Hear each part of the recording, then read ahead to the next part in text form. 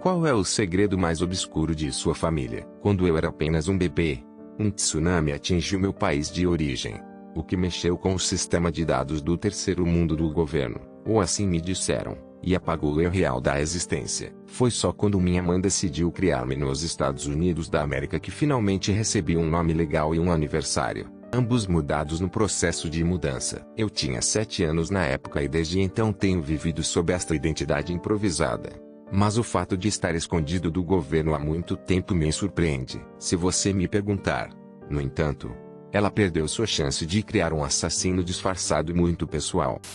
Meu avô tem 7 filhos com 3 amantes diferentes enquanto casado com minha avó. Meu primo é na verdade o Ali, meio-irmão de minha mãe. Ele batia nela se ela falasse ou dissesse alguma coisa. Meu avô disse à minha família que, quando minha avó desmaiou na cozinha, ele viu TV por cerca de 20 minutos antes de ela acordar. Quando ela acordou, ela implorou que ela levasse ao hospital, mas não queria desperdiçar combustível. Então ele ligou para seu amigo que demorou cerca de 20 minutos para chegar em sua casa para que ele pudesse dirigir até o hospital. Minha avó morreu no caminho para o hospital. Não sabemos qual amigo os levou ao hospital nem para qual hospital eles foram e sua causa de morte ainda é desconhecida. Isto aconteceu por volta de 6 meses atrás e ainda dói. Ele mentiu sobre como minha avó morreu antes de seu funeral e disse a seus filhos, incluindo minha mãe, para superar isso, ele roubou parte do dinheiro para o funeral dela e o gastou com sua amante. Ninguém fala com ele. Ele é uma porcaria absoluta. Ele foi tão petulante no funeral. Sua esposa de 40 anos morreu e ele não se importa. Minha babá se recusou a deixá-lo como o amava. Apesar de ele ter traído, ele é um pedaço de porcaria descartável.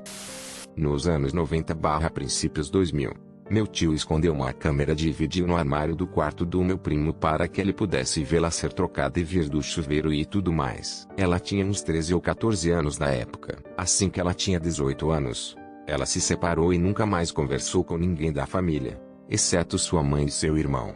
O que me deixou triste.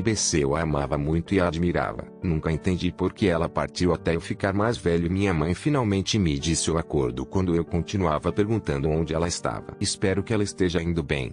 A última vez que ouvi dizer que ela se mudou para a costa oeste e está vivendo sua melhor vida.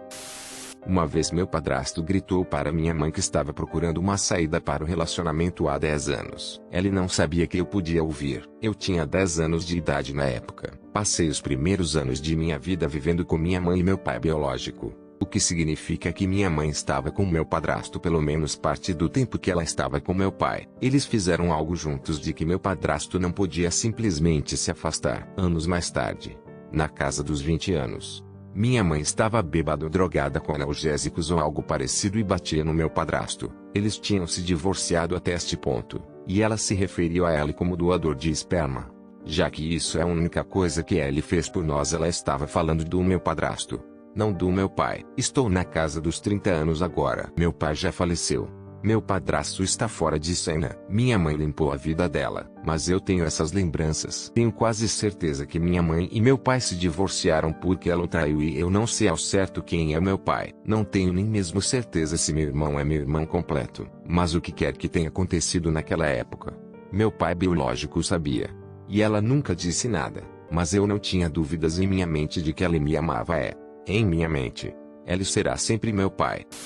Meu pai foi expulso da família por ter se convertido a um cristão. Meu pai, meu irmão, nos visitava secretamente e dava dinheiro e presentes. Meu avô hindu, da casta superior, descobriu, ameaçou meu tio quando ele não obedeceu, mandou matá-lo.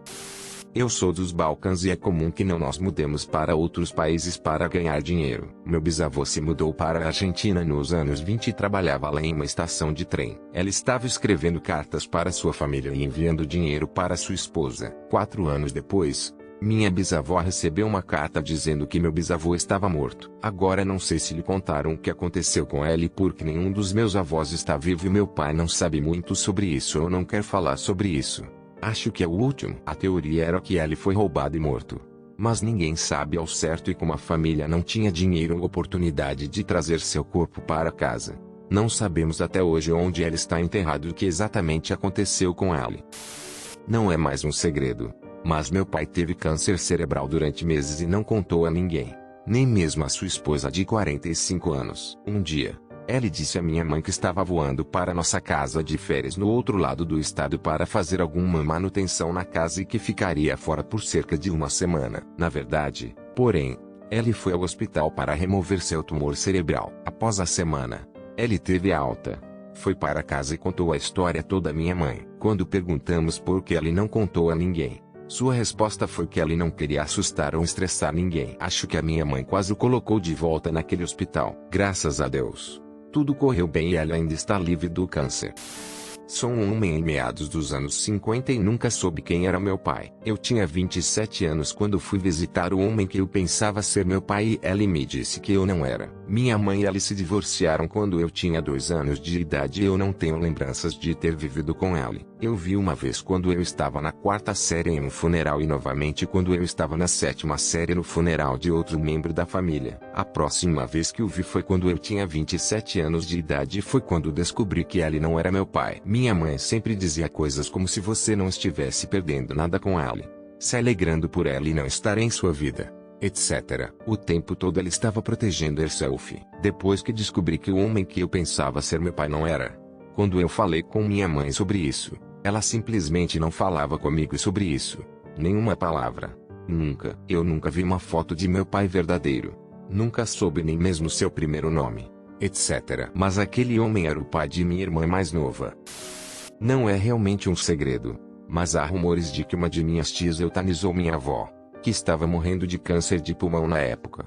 Aos 74 anos de idade, ela morreu depois de receber alta de uma longa internação hospitalar. Enquanto era levada para casa, esta tia cuidava dela há anos e minhas outras tias e tios mais minha mãe, 7 deles no total, rapidamente se viraram contra ela e acusaram de matar minha avó para que ela pudesse herdar a casa. Eu não tenho os detalhes, mas basicamente ela se passou e os amaldiçoou, dizendo que eles tiveram coragem de dizer merda enquanto todos se mudaram pelo país e que ela era a única que cuidava da mãe deles enquanto também criava e sustentava 6 filhos e constantemente tinha que se defender de um marido alcoólatra abusivo. Ela também disse algo no sentido de que minha avó sabia que era hora de ir embora e que ela era toda a favor de acabar com isso rapidamente ou algo assim. O que a família tomou como prova de que ela matou minha avó. Agora que todos eles são velhos e 2 dos irmãos faleceram, eles são todos com baia. Mas ainda há aquele grande ressentimento lá. E eles ainda são bastante ruins um para o outro. Exceto pelo meu tio gay. Ela é a pessoa mais gentil que já conheci. Mas sim, matricídio. Há muita coisa em minha família. Mas o mais triste, para mim, é que minha tia e meu tio-avô tiveram um filho. Como um jovem adulto, Ellie morreu um dia em um acidente. Minha tia-avó, em sua tristeza, em seu passeio matinal habitual pela fazenda, foi para o lago no fundo de um de seus campos, encheu os bolsos de seu vestido de casa com pedras, e se afogou. Meu pobre tio GG nunca mais casou. Minha mãe e meu pai tiveram um filho fora do casamento, gasp, na faculdade. Meus pais os pressionaram para que a entregassem para adoção. Eles acabaram se casando e tiveram mais 4 filhos. Eu tenho 30 anos e acabei de descobrir tudo isso. Isso me deixa louco e agora somos amigos do UFB. Ela parece ter crescido em um lar muito feliz. Espero que ela não se pergunte constantemente por que eles a deram e mantiveram seus outros 4 filhos. Isso me deixa um pouco triste. Em 1921, o pai do meu bisavô seria instalado como o novo dom de uma família mafiosa no sul da Itália. Mussolini estava se preparando para tomar o poder e sentiu que iria causar problemas para a família. Ele não queria fazer isso. Ele disse a seu pai que Ali e seu irmão iriam sair para tomar um galão de leite. Eles saltaram em um barco, vieram para a América e mudaram seu sobrenome. Meu avô teve um filho bastardo com minha irmã-avó. Sua cunhada era casada com um homem que estava em serviço militar enquanto eles tinham um caso. Ela deu à luz ao filho bastardo 3 meses antes de seu marido voltar, já que ela estava fora durante o ano inteiro. Ela não queria o filho bastardo e ia transformá-lo em um orfanato ao nascer para que seu marido não descobrisse. Meu avô também não queria ter nada a ver com aquela criança. Minha avó descobriu sobre o caso por mais grande que fosse, levou aquela criança bastarda para dentro e a criou como se fosse sua. Agora, para o final frio, Ellie cresceu com problemas devido a isso. Ellie tinha 3 irmãos e alguns o consideravam um irmão, outros o tratavam como um forasteiro. Ellie cresceu perturbado como você pode imaginar e sabia de sua realidade, mesmo que minha avó tentasse manter o segredo. Ellie cresceu e se tornou um drogado, um viciado horrível. Um dia, Enquanto minha avó vigiava seus netos, ela invadiu a casa dela e exigiu dinheiro para substâncias ilegais. Ela se recusou e ela a machucou várias vezes e a arrastou pela casa. Ele foi para a prisão e quando ficou sóbrio lá dentro, não conseguiu lidar com o que havia feito. Ele terminou ele mesmo em sua cela. Até hoje, você pode vê-lo nos vídeos da família.